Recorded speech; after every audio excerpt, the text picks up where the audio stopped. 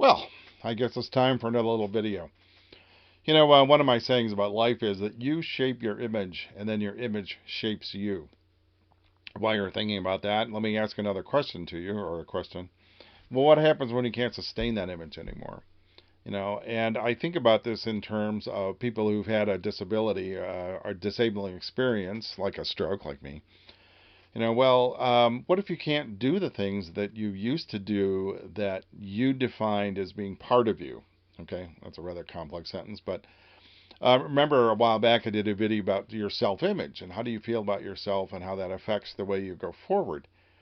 And I know in my own case, if I thought of myself in terms of who I used to be before the stroke, and I did a lot of corporate training stuff and those kinds of things. Well, I can't do them anymore. Does that mean I'm not Scott anymore? Or my hobbies, my wildlife photography and the travel I used to enjoy. I can't do them. But does that mean I'm not Scott anymore? And one of the things that I've really tried to do as a result of this, and having a lot of time to think about it, is I also happen to believe people have a lot of talent that they don't even know they have. Maybe you've had the experience in your life where by some accident you got exposed to something and you discovered you really not only liked it, but discovered you were actually pretty good at it. You had no inclination that you'd be good at it. And then you find out you really are, and it can really change your life. I know in my case, in high school, I was the shyest kid in high school. I guarantee it. I mean, school like 3,000 students, and oh boy. But I discovered in my junior year at the end that I have a knack for public speaking, which completely surprised a lot of people, but no one more so than myself. And ever since that, I thought, what other kind of talents do people have that are lying dormant? And one of the things about having a disabling incident is that you have time and the opportunity, and frankly, the motivation to explore a little bit about yourself, to find out what are maybe some things you're interested in you didn't know you were interested in, and what are some things that you're very good at you never knew you were good at. Frankly, I never set out to do a series of videos. That was the farthest thing from my mind when I started thinking about my recovery and reporting to people on how my recovery was going. As people told me, they said, "Hey, you've got a really inspiring message. Why don't you make some YouTube videos about it?" And so I have. And anyway, I don't know how you feel about them, but I think they're pretty good.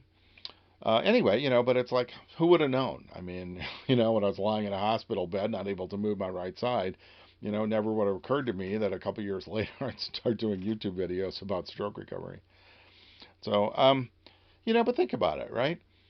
People who have discovered almost purely by accident that they're really good at stuff.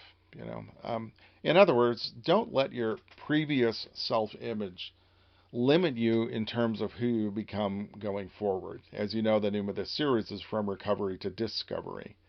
What sorts of things are you able to discover about yourself? What do you want to discover? What have other people told you maybe you should be good at and give it a try? I think you might be surprised, and frankly, you really have nothing to lose. I will never know that I had a talent for juggling chainsaws. I won't be finding that out, but maybe there are other things that I'm still capable of doing at this advanced state. I'd like to think so. And for somebody who had a career and then lost it, even a career, well, even, as a career as a homemaker, which is a wonderful thing, and then can't do them anymore. A lot of times people feel really down, saying, well, I'm not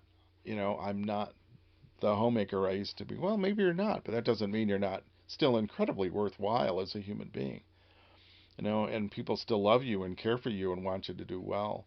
So take the opportunity to explore around and learn some things about yourself and learn some things about the people around you.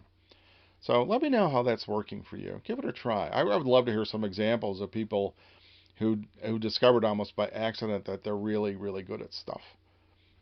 I think it's wonderful. And I know when I was in training, which is kind of an HR function in a lot of companies, even though it shouldn't be, um, they would always talk about a talent shortage, and I don't believe in it. I think that talent is an almost unlimited resource.